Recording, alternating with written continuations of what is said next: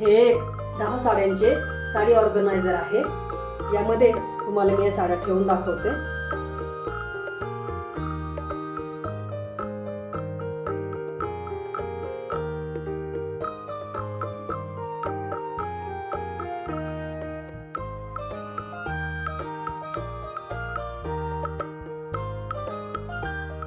यामध्ये अशा 10 साड्या बसू शकतात। या अशा साड्या अशा एकत्रित ठेवल्या तर कपाटामध्ये व्यवस्थित जागा आपल्याला बाकीच्या कपड्यांना मिळते।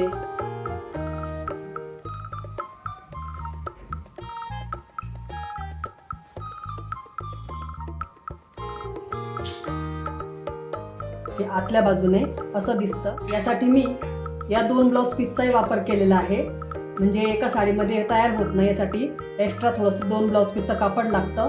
तरी मी हे वेगळ्या रंगाचे ब्लाउज पीस वापरलेले आहेत।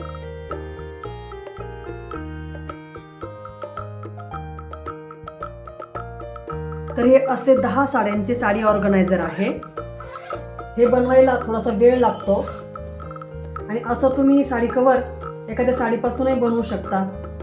हे बनवायला एखादी साडी आणि 2 ब्लाउज पीस लागतं आणि जर तुम्ही विकत कापड आणून बनवणार असाल तर यासाठी साधारण 6 ते 7 मीटर कापड लागतं।